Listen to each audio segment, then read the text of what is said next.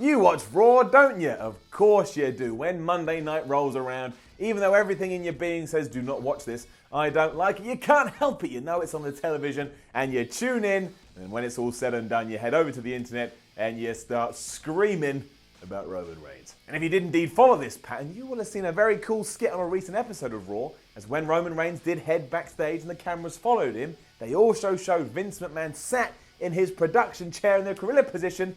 All of a sudden it was like, this is amazing. This is really fun. We don't ever see anything like this on Raw. I want to see where this is going to go. For the first time in ages, Raw did feel different, and dare I say it felt organic. And I think here, WWE struck on accidental gold. Why?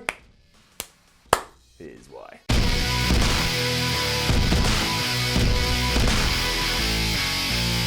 While few people mention it, the fact that Raw hasn't changed in years and has now fallen into this wash, rinse, repeat formula actually poses a really exciting new proposition in 2018 where you can kind of come up with something new and head off in that direction instead. And that's exactly what I think WWE fell into when all this nonsense went down on a recent Monday night episode. Usually we just get this: promo, match, backstage segment, cut to the announcers, promo, match, backstage segment, cut to the announcers. And while it's not overly bad and every now and then WWE can come up with good ideas to make it feel fresh, ultimately your brain and your eyes know what to expect. On occasion, that can mean you get a little bored. There's nothing to surprise you, nothing to latch on. On some level, that's the point too. It's meant to be comfortable so that when you do sit down to watch it, it feels like you're visiting an old friend. It's not going to overly shock you too much and you feel all warm or fuzzy inside and you start to hate it because it's really boring. But hey, at least you know what to expect and there is something in there. The problem is finding the balance and make sure you don't tip over too much to the other side,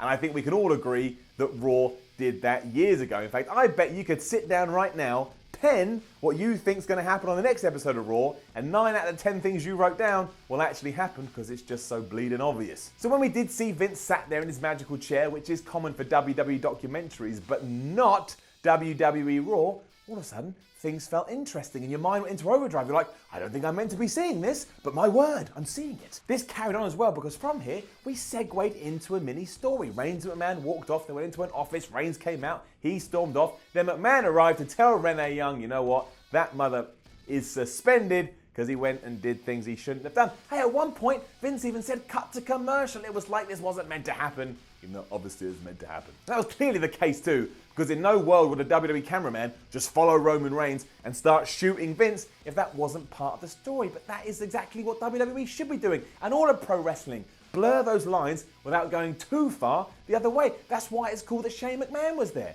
Half of you's like, wait a minute, you're meant to be on SmackDown, but then the other half, the real half goes, well, I guess he would be there. He's Vince McMahon's son. We peeled back the curtain enough without just throwing them apart, and that is what we should be trying to do all the damn time. Now, the usual reaction to this is, well, we can't do this every week, because if we do, we'll just run it into the ground and it won't have the same magic. And to that I say, bull.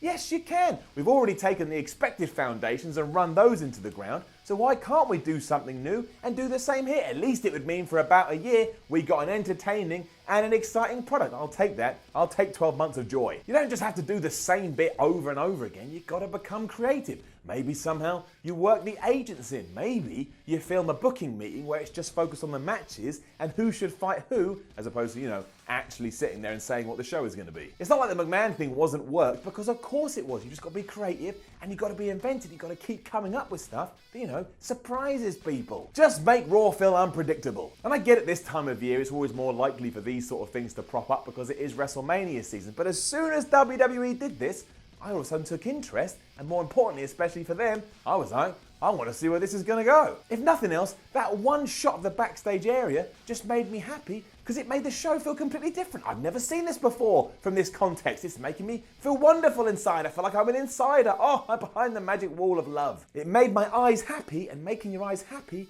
is so crucial to enjoying an entertainment product. They get used to things, trust me. They really do. I don't think WWE did this to signify they're going in a brand new direction. I imagine it's just a cool idea that somebody pitched, and everyone around the table went, yeah, that is pretty good. But that doesn't mean it can't lead you down an unexpected path, and I really hope that it does. It was the brightest spot in Raw in ages, and I know they do try and do new things, but I mean, usually that results in a Symphony of Destruction match, and here we are weeks removed, and I still don't know in the hell what that was or why it even existed to begin with. So yeah, WWE, more of this please, and do it loads. Why wouldn't you do it loads? Everything else is more, so why can't this be more and more? For once, with this, do more is more. It would beat the same old, that's for sure, and could even open some brand new doors that you're not even thinking about. And who doesn't like to open a brand new door, especially if that door doesn't feel like other doors? We all get bored of doors. We're all sick of like pulling the handle, just walking through it and closing it again. That sucks. Maybe it's the door that you shout at and it like,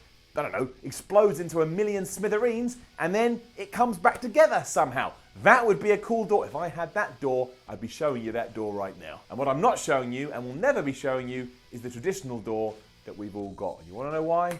Because we've all got it. We've seen it. We've done it. We've experienced it. When I sit down on a Monday night, I want to be, like I said, I want to be surprised. I want to be surprised. That one segment surprised me. Now I want to see where the story's going to go. I'm more interested in Brock Lesnar versus Roman Reigns. You sprinkled a bit of Vince McMahon in there as well. Just saying, pals. Just saying. Now don't forget to leave a comment below and let us know what you think about this whole new direction for Raw. Like, share and subscribe. Head over to whatculture.com. Read yourself some articles and follow What Culture on Twitter at WhatCultureWWE. Like I'm doing some kind of game show and you can win Twitter. My name is Simon Miller. This was What Culture and the Y series. I'll see you soon. Hello, you made it all the way to the end of the video. Aren't you good? While you're here, we have other channels that are probably also quite nice, so why not give one of those a little watch? You never know, you might find something you like. Or, who knows, I might be there as well. Ooh, spooky.